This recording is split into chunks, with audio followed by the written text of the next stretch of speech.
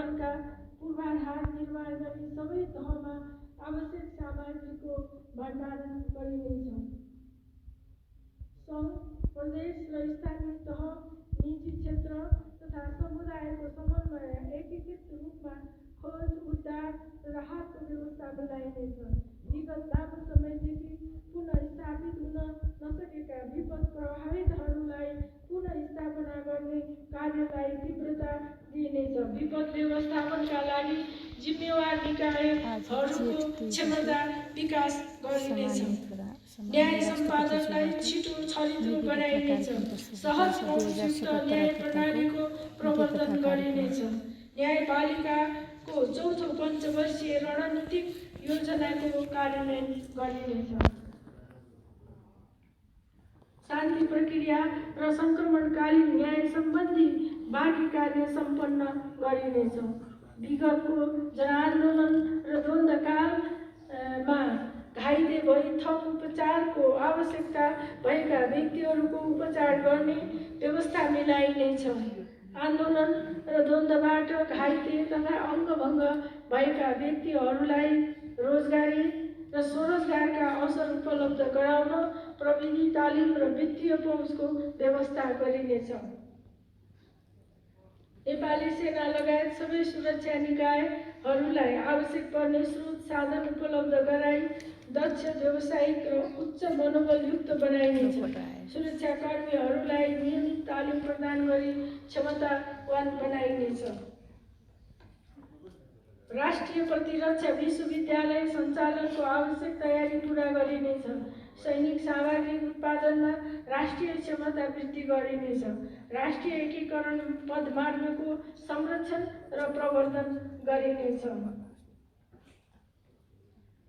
राष्ट्रिय योजना आयोगलाई विकास नीति, कार्यक्रम र आयोजनाको मूल्याङ्कन एवं अनुसन्धानमा केन्द्रित गरिनेछ। आगामी वर्ष राष्ट्रिय जनगणना, नेपाल जीवनस्तर मापन सर्वेक्षण, औद्योगिक गणना तथा सुख सर्वेक्षण सम्पन्न गरिनेछ।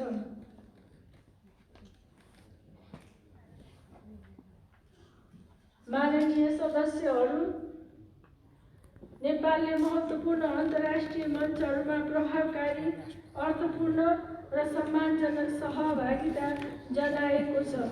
सरकारको स्वतन्त्र र सन्तुलित परराष्ट्र नीतिले नेपालप्रति अन्तर्राष्ट्रिय समुदायको विश्वास र अभिरुचि बढेको छ। नेपालको प्रतिष्ठा वृद्धि भएको छ।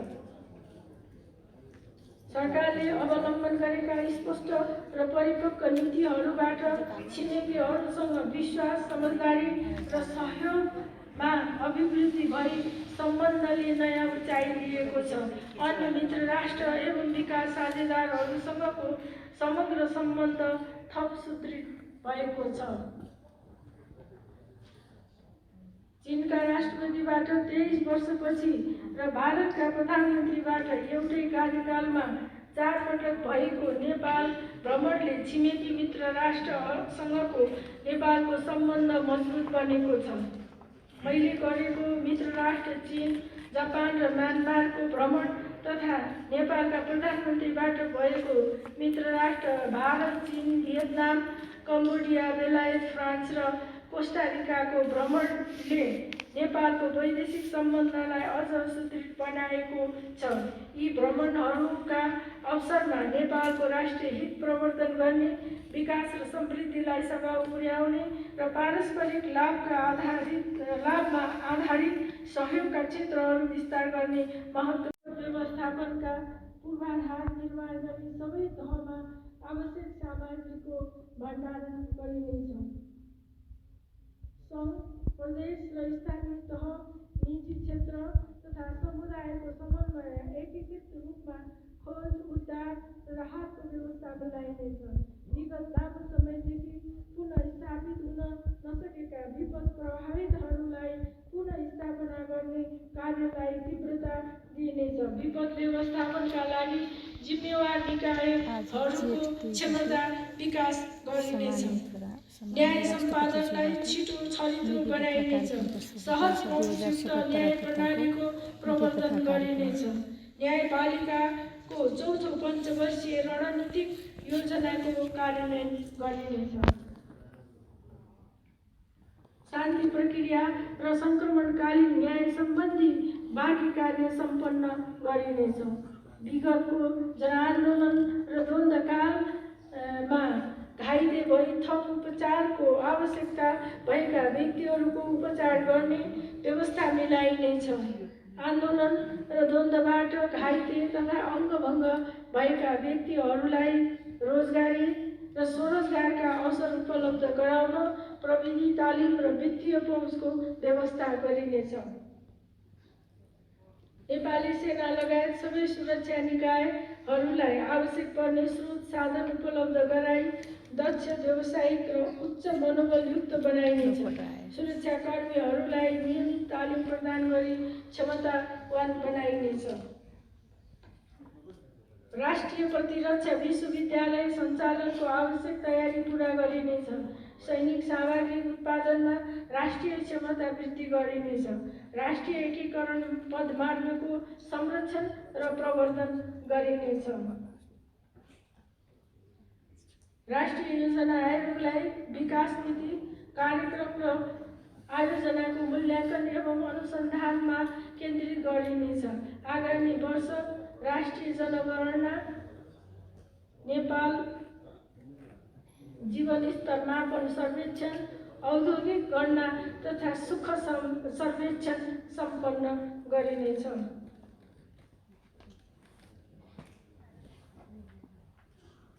माननीय सदस्यहरू, नेपालले महत्त्वपूर्ण अन्तर्राष्ट्रिय मञ्चहरूमा प्रभावकारी, अर्थपूर्ण र सम्मानजनक सहभागिता जनाएको छ। सरकारको स्वतन्त्र र सन्तुलित परराष्ट्र नीतिले नेपालप्रति अन्तर्राष्ट्रिय समुदायको विश्वास र अभिरुचि बढेको छ। नेपालको प्रतिष्ठा वृद्धि भएको छ।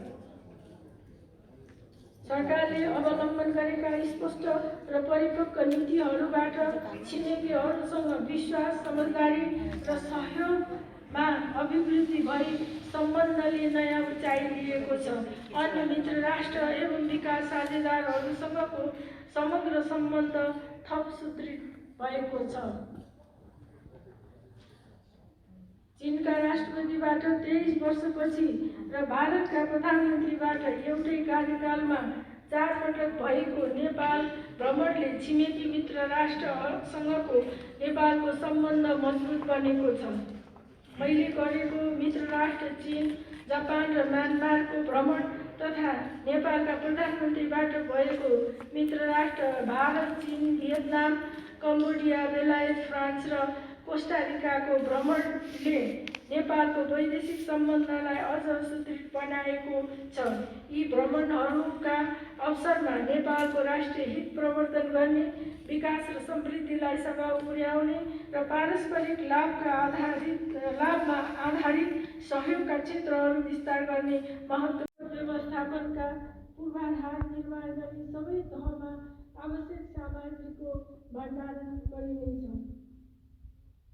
सङ्घ, प्रदेश र स्थानीय तह, निजी क्षेत्र तथा समुदायको समन्वय एकीकृत रूपमा खोज, उद्धार र राहतको व्यवस्था बनाइनेछ। विगत लामो समयदेखि पुनः स्थापित हुन नसकेका विपद प्रभावितहरूलाई पुनः स्थापना गर्ने कार्यलाई तीव्रता दिइनेछ। विपद व्यवस्थापनका लागि जिम्मेवार निकायहरूको क्षमता विकास गरिनेछ। न्याय सम्पादनलाई छिटो छरितो बनाइनेछ।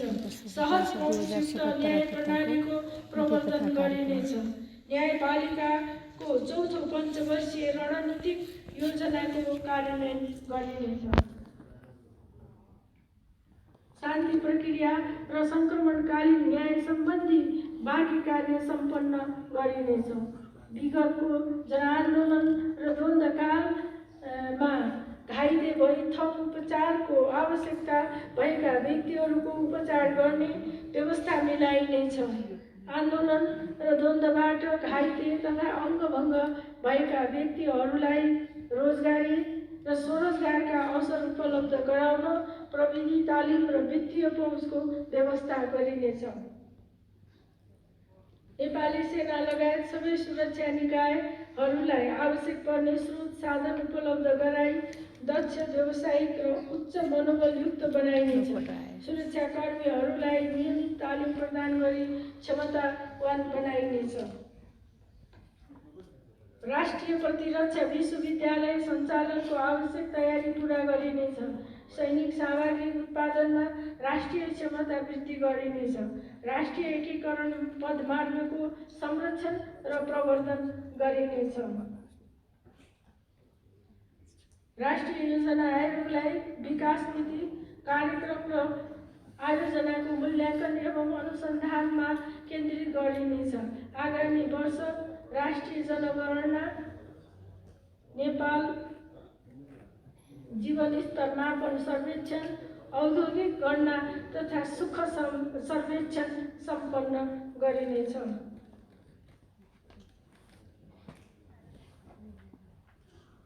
माननीय सदस्यहरू, नेपालले महत्त्वपूर्ण अन्तर्राष्ट्रिय मञ्चहरूमा प्रभावकारी, अर्थपूर्ण र सम्मानजनक सहभागिता जनाएको छ। सरकारको स्वतन्त्र र सन्तुलित परराष्ट्र नीतिले नेपालप्रति अन्तर्राष्ट्रिय समुदायको विश्वास र अभिरुचि बढेको छ।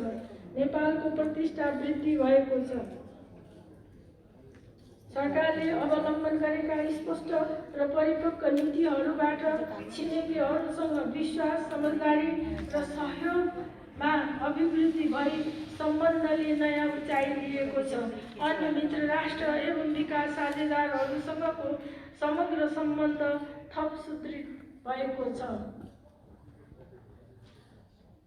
चीनका राष्ट्रपतिबाट 23 वर्षपछि र भारतका प्रधानमन्त्रीबाट एउटै कार्यकालमा 4 पटक भएको नेपाल भ्रमणले छिमेकी मित्र राष्ट्रसँगको नेपालको सम्बन्ध मजबुत बनेको छ। मैले गरेको मित्र राष्ट्र चीन, जापान र म्यानमारको भ्रमण तथा नेपालका प्रधानमन्त्रीबाट भएको मित्र राष्ट्र भारत, चीन, भियतनाम, कम्बोडिया, बेलायत, फ्रान्स र कोस्टारिकाको भ्रमणले नेपालको वैदेशिक सम्बन्धलाई अझ सुदृढ बनाएको छ। यी भ्रमणहरूका अवसरमा नेपालको राष्ट्रिय हित प्रवर्धन गर्ने, विकास र समृद्धिलाई सघाउ पुर्याउने र पारस्परिक लाभमा आधारित सहयोगका क्षेत्रहरू विस्तार गर्ने महत्त्व